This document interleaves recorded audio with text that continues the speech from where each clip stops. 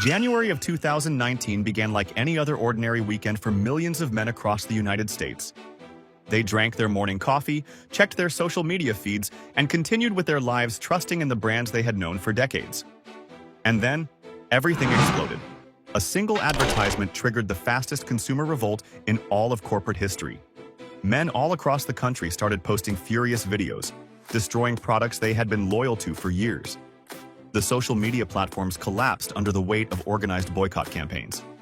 Customer service lines became completely saturated with cancellation demands. By Monday morning, the executives at Gillette, one of the most trusted companies in all of the United States, watched helplessly as a century of brand loyalty crumbled in real time. The stock market analysts couldn't understand what they were witnessing. If you want to see how a single decision can destroy a billion-euro empire, hit like and subscribe to the channel to learn about the most shocking business disasters ever recorded. To understand how this catastrophe began, we have to go back to the moment when Gillette dominated the entire world. Mr. King Camp Gillette started a revolution in 1901 that would shape masculine culture for more than a century. He founded the American Safety Razor Company with an idea that was simple, yet brilliant. Disposable razor blades that eliminated the dangerous straight razors that men had been using for generations. The transformation was immediate and dramatic. Multiple generations of American men learned to shave using exclusively Gillette products. The fathers taught their sons the techniques of shaving with the same exact brand that their own fathers had trusted. The morning ritual became a sacred tradition that connected men across the decades. Gillette did much more than just sell razors. They sponsored baseball games, boxing matches, and football championships. Every single major sporting event seemed to carry their advertising, generating deep emotional connections with male audiences who associated the brand with victory, strength, and success. By the decade of the 1950s, Gillette controlled the shaving markets in Europe, Latin America, and Asia. The company introduced revolutionary products like the Track 2 in 1971, the Atra in 1977, and the highly innovative Sensor in 1989. Each innovation reinforced its position as the undisputed leader in masculine personal care. When Procter Gamble acquired Gillette for 57 billion euros in 2005, the analysts called it the purchase of the century. The acquisition united two giants of consumer goods, with Gillette generating approximately 6.2 billion euros annually, making it one of the most profitable divisions of P&G. Before 2019, Gillette maintained more than 70% of the global market share in premium razors. They had built an empire that seemed absolutely and completely untouchable. This empire was built upon a simple promise that would soon become its greatest weakness. I'm absolutely sure you remember the phrase, "the best a man can get." It was everywhere. The phrase debuted during Super Bowl 23 in 1989, and it instantly embedded itself in the American cultural vocabulary. Within a matter of months, men all across the country were repeating it, believing it, and living under that motto. Gillette had captured something profoundly deep in the masculine psychology. The slogan promised that using their products elevated a man above the ordinary. It suggested that excellence in personal care reflected excellence in character. Each and every purchase became a declaration of personal standards. The celebrities reinforced that message during decades of advertising campaigns. The movie stars used Gillette before stepping onto the red carpet. The emotional connection was so much bigger than the advertising. The slogan translated perfectly in the international markets, establishing American masculine ideals throughout the entire world. European, Latin American, and Asian men began to associate Gillette with success and superiority. Other razor companies fought desperately and relentlessly to match that emotional resonance and cultural penetration. The men developed lifetime purchasing habits based completely and entirely on that emotional connection. They paid premium prices because they believed strongly that they were buying superiority. The slogan justified each and every single price increase, every new product launch, every advertising campaign.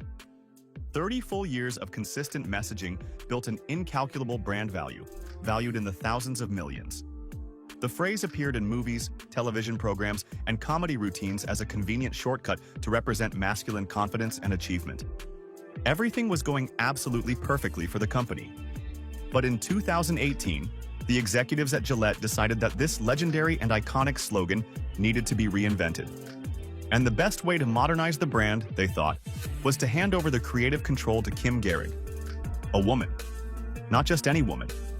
A woman who was famous and notorious for her contempt toward men. She definitely wasn't a usual choice to reinvent a masculine razor brand. The Australian director, based in London, had built her entire career creating controversial feminist campaigns.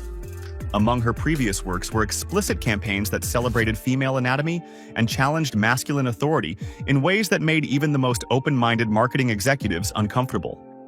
But that discomfort was exactly what the advertising agency Grey New York was actively looking for. The Grey agency was specifically seeking out directors who brought radical perspectives to traditionally masculine brands. They wanted to completely abandon the traditional masculine message in favor of social justice themes and progressive messaging. The internal meetings were absolutely full of enthusiasm about evolving the conversation and challenging outdated stereotypes. The moment seemed ideal and perfect. The Me Too movement was dominating the headlines worldwide, and the American corporate world was rushing to position itself on the right side of history. The executives saw a golden opportunity to capitalize on the cultural moment in which the men were being held accountable for their bad behavior. Gehrig and her entire team believed strongly that traditional masculinity was inherently harmful and that it needed to be completely rebuilt. Their creative proposal sought nothing less than to completely redefine what it meant to be a man in modern America. They approached the entire project with an almost missionary fervor and dedication. Not a single man was consulted during the entire creative process about how the message would be received by the target audience. It was assumed that the masculine perspectives were part of the problem that needed to be resolved. Female executives within Procter Gamble fully backed this radical approach, despite the warnings from marketing veterans who clearly understood the risks. The campaign was planned as a global initiative to reform the masculine culture in all international markets. It would be launched simultaneously in dozens of countries around the world, guaranteeing maximum cultural impact. Let's say it clearly and directly. What these women created was not well received at all. The advertisement titled "We Believe" broke all records by becoming the most hated advertisement in the entire history of YouTube. On January 13th of 2019, the short film of almost 2 minutes in length was published simultaneously on all of Gillette's social media platforms at exactly 9 a.m. Eastern Time.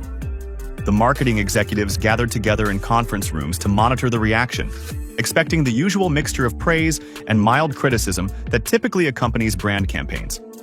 Instead, they watched in horror as their entire world crumbled in real time. During the first hour alone, the negative comments began to arrive much faster than the moderators could possibly delete them. The men expressed feeling attacked, betrayed, and insulted by a brand they had trusted for decades. The comments section became a digital battlefield where years of loyalty transformed into fury. By midday, the dislike counter had surpassed 50,000. By nightfall, it reached 200,000. And in less than 24 hours, more than 400,000 people had marked dislike, in comparison with a minimal fraction that showed approval. The number of views told an even more devastating story.